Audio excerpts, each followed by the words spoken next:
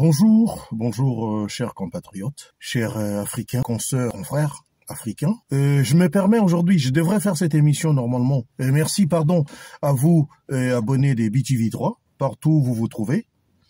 Que Dieu vous bénisse. Et merci encore une fois de plus pour votre soutien. Voilà. Je voulais faire une petite analyse après avoir suivi ou visionné l'investiture du président congolais, qui est mon président, bien sûr, et de tous les Congolais. Étant Congolais, il est aussi mon président. Voilà. J'ai suivi son investiture et j'ai un coup de chapeau, j'ai dit un coup de chapeau, je donne un coup de chapeau aux organisateurs. C'était bien pour une première au Congo-Kinshasa. J'ai jamais vécu cela dans d'autres pays africains, mais c'est que j'ai vécu ce jour-là dans mon pays. C'était fastidieux et c'était une première. Donc merci et coup de chapeau donc aux organisateurs de cette cérémonie. Par contre, mon analyse est basée sur une photo que j'ai vue sur les costumes ou la veste présente Tshisekedi. Et je l'ai vu aussi sur plusieurs chefs d'État africains. J'ai vu un insigne qui a attiré mon attention pendant l'investiture par le Conseil constitutionnel. Je crois que ça se passe aussi partout dans les pays africains et ou dans le monde entier, ça doit se passer comme ça. Quand on donne les attributs du pouvoir, on donne entre autres les drapeaux et la Constitution. Il y a aussi des pays où on donne aussi la Bible. Déjà, il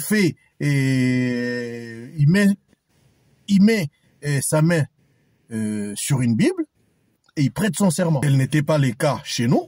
Il avait un papier qu'il lisait et les textes, il avait un texte qui était marqué sur un papier. Ça, cela n'est pas un problème. Maintenant, d'où vient la cause ou le but de cette analyse que je voudrais faire avec vous? Déjà, premièrement, la question que je dois poser, que nous devons nous poser, ou je vous pose à vous, chers internautes, toute personne qui va me suivre, je vous pose la question. J'entends souvent le président africains dire « Je viens au pouvoir pour le bonheur de mon peuple ». Comme au Congo, on dit « Le peuple est d'abord ». Est-ce que, ça c'est juste une parenthèse que je suis en train d'ouvrir. Est-ce que dans votre pays, c'est aussi le cas dans votre pays à vous? Quel est le pays où vraiment, réellement, un président il est venu pour le bonheur, pour faire le bonheur de son peuple? Sinon, son bonheur à lui. Je peux donner un exemple. À titre d'exemple, Kabila il est venu en botte à caoutchouc, en caoutchouc. On l'appelait Kadogo, il est venu comme un petit enfant, mais il est sorti multimillionnaire ou milliardaire, je sais pas.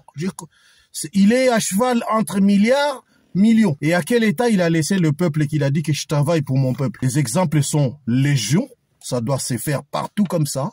Alors qu'ils arrêtent de bleurer les gens, de dire je travaille pour mon peuple, je suis venu pour travailler pour le bonheur de mon peuple. Non, ils viennent travailler pour leur propre bonheur, leurs intérêts. Je ne vais pas citer tous les présidents, vous savez, vous connaissez. Et c'est comme ça.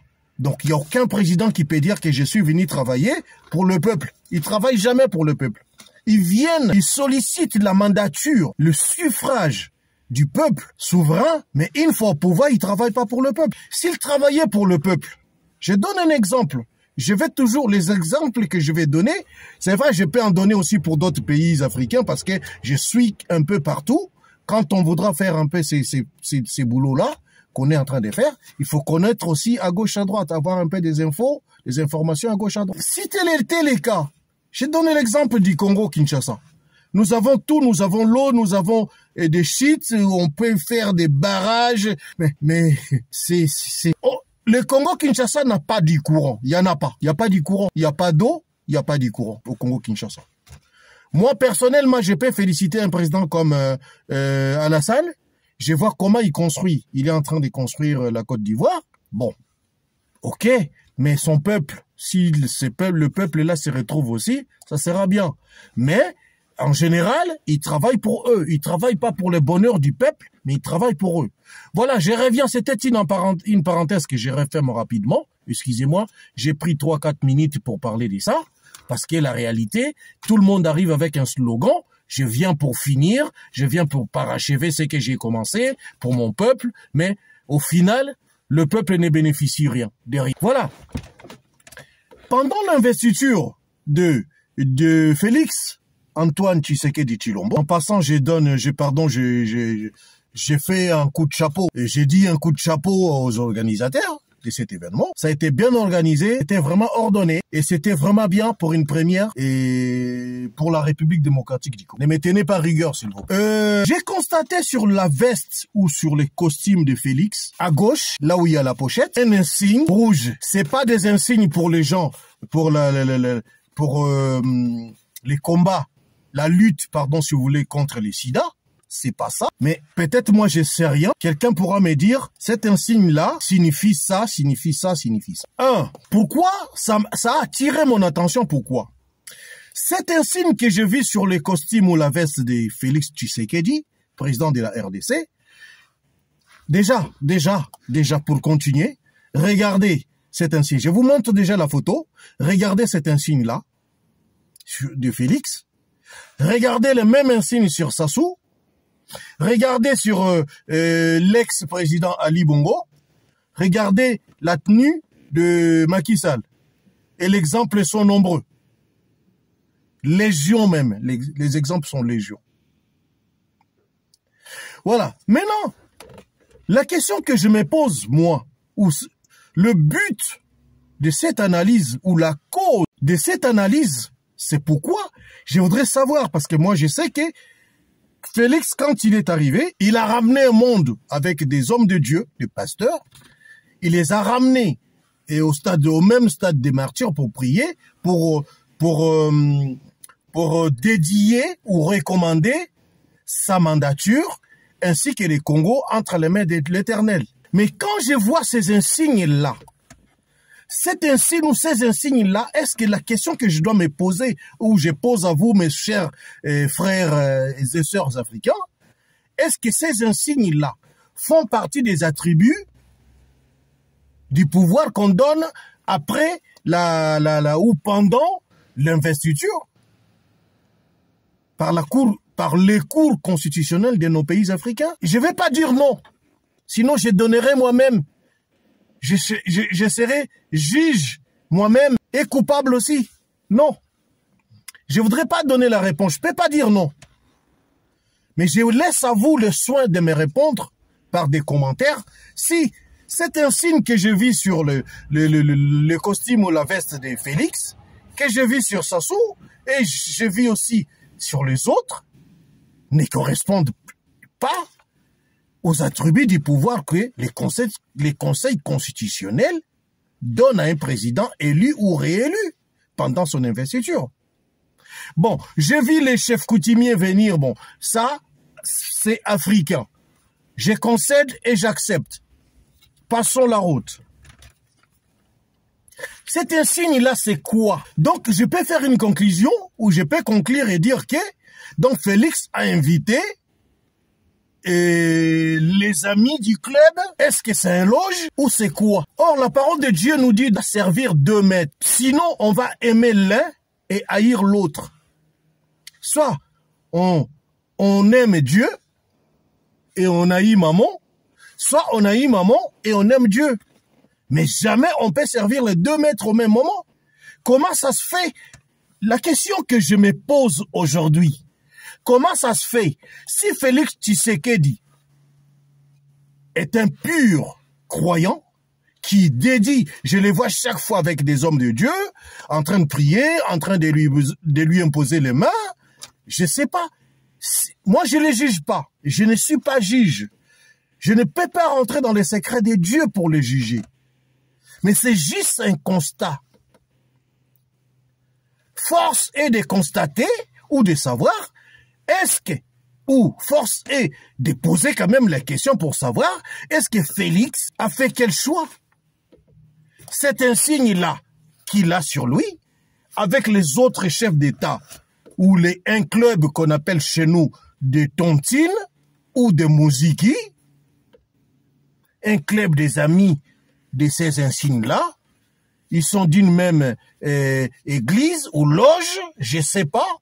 Moi, je vous dis, je ne confirme pas et je n'infirme pas non plus. Je crois qu'il y a des gens il y a des gens qui sont plus ensermentés que moi, qui pourront peut-être sur ces insignes-là nous donner beaucoup plus d'éclaircissements, mais moi, je ne fais que relever un fait. C'est un fait que je suis simplement en train de relever.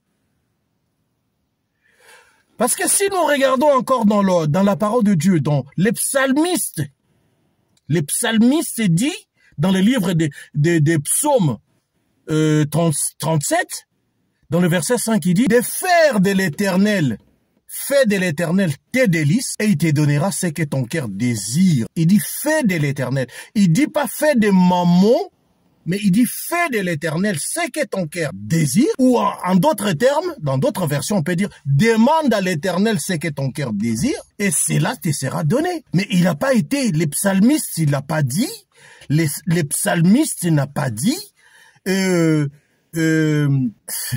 non, je rigole, vous savez, je rigole. Il n'a pas dit, fais de mammon tes délices, et mammon te donnera ce que ton cœur désire. Là, je trouve qu'il y a une contradiction entre ce que, si, admettons, il y a une confirmation de ce que je suis en train de craindre ou d'infirmer, s'il y a une confirmation que Félix est rentré dans un clé de contradiction. Il a fait quel choix? Il a fait les choix de mammon, ou il a fait les choix de Dieu. Moi, personnellement, je ne le juge pas. Qui suis-je pour le juger? Je suis un pauvre pécheur aussi. Parce que, vous voyez maintenant, là où j'en viens, je comprends maintenant, beaucoup de nos pays sont dans la souffrance parce que nos chefs d'État, peut-être, je dis peut-être, hein, je suppose, je répète encore, je ne confirme pas, mais je suppose, parce que j'ai pas de preuves tangibles, je les ai pas vus rentrer dans des loges, dans des confréries, Illuminati, francs-maçons, machin, je les ai pas vus. J'ai pas de preuves à l'appui ou tangibles pour leur dire que réellement ils sont ceux-là. Je suis juste en train de supposer. Donc je comprends aujourd'hui pourquoi nos pays n'avancent pas. Et nos pays sont toujours statiques de l'indépendance. Nos pays sont toujours à l'état avant l'indépendance. Jusqu'à aujourd'hui, il y a beaucoup de pays qui bougent pas. Tel que la RDC, ça bouge pas. Donc, si nous avons choisi Dieu, ça devrait bouger et aller de l'avant. Mais si nous choisissons mammon, comme, admettons, ces signes-là appartiennent à un loge quelque part, avec les amis qui sont venus du même club, je pense, je n'accuse personne. Je suis en train de supposer, je suis en train de faire de suppositions. Je suis en train de réfléchir de la faisabilité ou de la causalité à effet, de la cause à effet de voir quelqu'un porter un insigne qui n'appartient ni à son pays ou je ne sais quoi, quel organisme. Alors on doit nous donner des explications à quoi ça sert cet insigne qu'on met, qu'on brandit au vu et au su de tout le monde. Donc, si nos pays n'avancent pas, parce que, nos chefs d'État, ils viennent pour leurs intérêts, ils viennent pas travailler pour le peuple, ils viennent travailler pour leurs intérêts. Je vous ai donné l'exemple de Kabila. Il est venu comme un Kadogo, avec des bouts en plastique. J'ai même entendu, je suppose toujours, j'ai même entendu encore que, apparemment, les vieux Kara, c'est lui qui est le champion des Kara, en train de construire un hôpital ultra moderne dans les Tanganyika, aux frais de l'État, mais la concession est à son nom. Je sais pas, c'est à vérifier. Je l'ai vu comme vous, sur la toile, c'est à vérifier. Voyez, pour vous dire que nos chefs ne viennent pas pour nous, parce que tel qu'ils viennent, ils trouvent le peuple, cette population-là, ils répartent sur la pointe des pieds en les laissant au même état. À l'état qu'il a trouvé cette population-là, souvent, il va les laisser aussi à cet état-là. Or, quand nous dédions les pays à Dieu, c'est que nous croyons à Dieu, que Dieu peut faire des exploits, ou n'est pas paix, excusez-moi les termes, non, Dieu fera des exploits. Parce que nous faisons confiance à lui. Quand il dit « fais de l'Éternel tes délices », ça veut dire « fais-lui confiance ». Quand il dit dans le livre des Romains 8, à partir du verset 28 jusqu'à 31, je crois, si j'ai encore bonne mémoire, il dit quoi? Il dit « à ceux qu'il a appelés, il les a justifiés. Il dit tout concourt, ou tout, il y a des versions qui disent tout concourt, il y a l'autre qui dit tout coopère à ceux qui aiment Dieu. Et à ceux qu'il a appelés, il les a justifiés. Et ceux qu'il a justifiés, il les a prédestinés. Cela veut dire quoi? Quand aujourd'hui, Dieu veut donner quelque chose à un peuple, surtout un pays qui a été dédié à lui, qui lui a été recommandé. C'est comme si vous allez demander un visa à Dieu. On voudrait faire un voyage, mais nous avons les passeports, nous n'avons pas le visa. Dieu vous mettra les visas où vous allez prendre les avions et aller partout où vous voulez. Mais d'où vient cette contradiction entre ce que je viens de voir et les photos que je viens de vous montrer? C'était l'invitation du club? Je sais que ce pays est régi par les Illuminati. Quand nous regardons, je suis pas venu prêcher, je prêche pas. Quand nous regardons dans le livre d'Apocalypse, nous allons voir, quand on parle des 666, ce sont des gens qui s'entraident. Les gens qui se connaissent avec 666 sur leur visage, à un moment donné, ils se vendaient dans le livre d'Apocalypse. C'est des gens qui se vendaient entre eux. Si ils voient pas que vous avez pas les 666 sur votre visage, c'est que vous n'êtes pas de leur.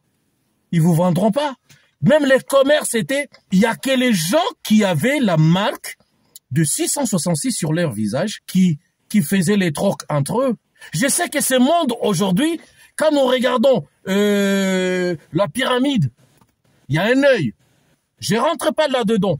Je voudrais simplement dire, on ne peut pas faire la contradiction entre servir Dieu, dédier un pays à Dieu, être aussi à autre chose que Dieu. Ça apporte la malédiction, ça apporte la misère d'un peuple. Or, c'est même Dieu. Il nous dit aussi dans le livre des Proverbes 10, dans le verset 22, il dit « La bénédiction de l'Éternel enrichit, et elle ne s'est fait suivre d'aucun chagrin. » La bénédiction de qui? De l'Éternel. Il n'a pas parlé, il n'a pas dit ça.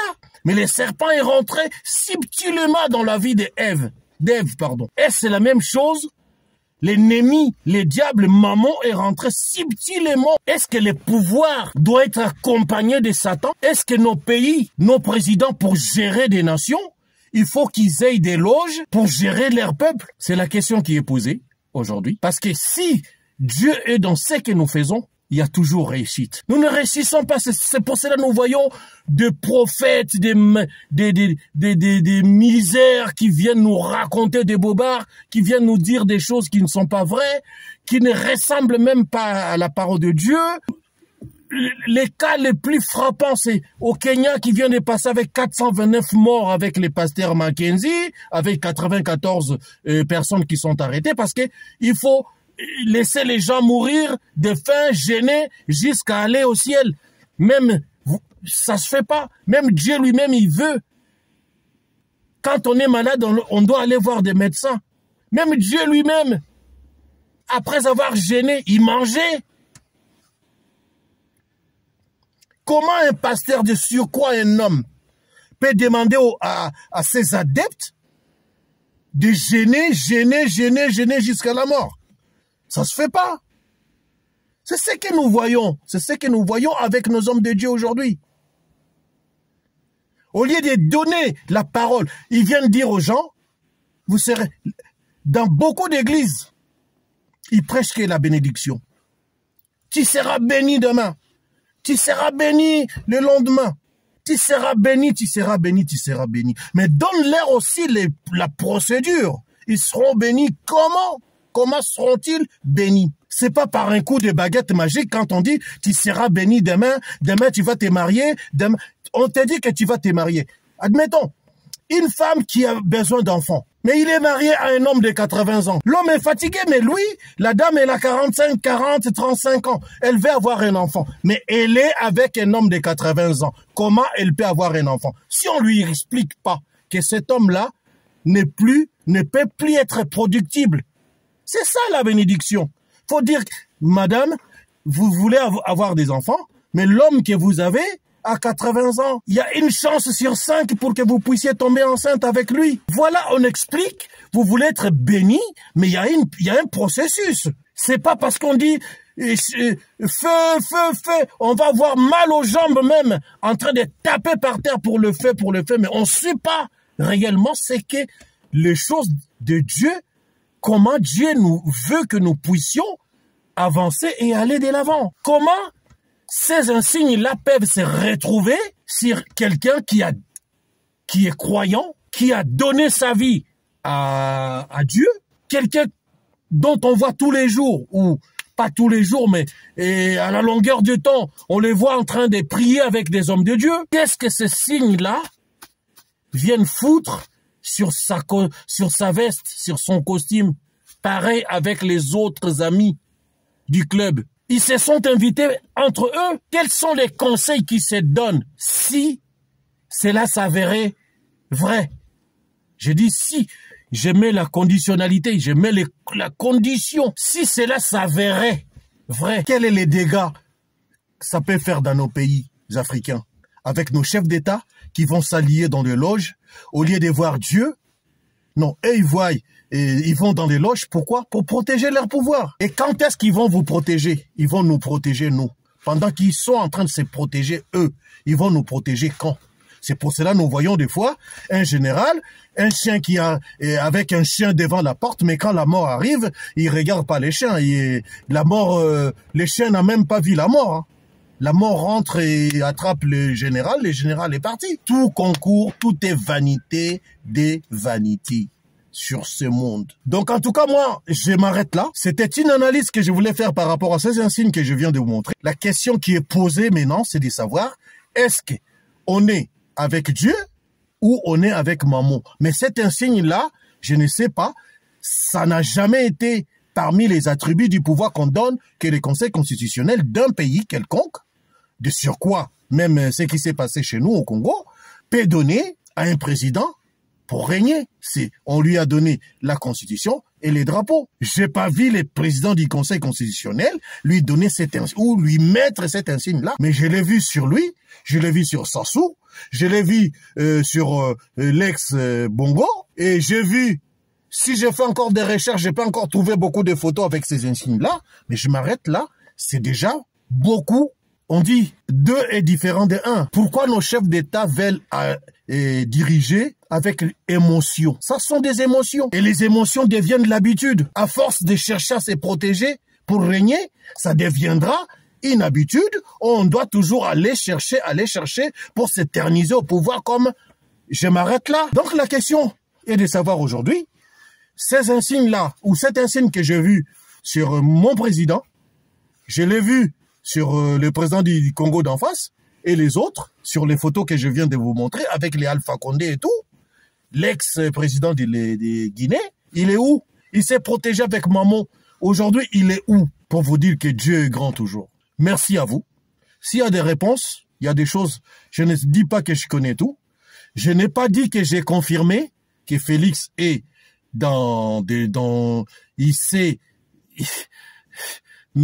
il s'est engagé ou il s'est mis à se faire protéger dans des loges. J'ai pas dit ça. Mais il y a quand même un fait. Ces faits-là, les signes-là, nous donnent à réfléchir. Nous demandent à réfléchir. C'est comme les chrétiens des Bérets. On leur disait tel verset biblique.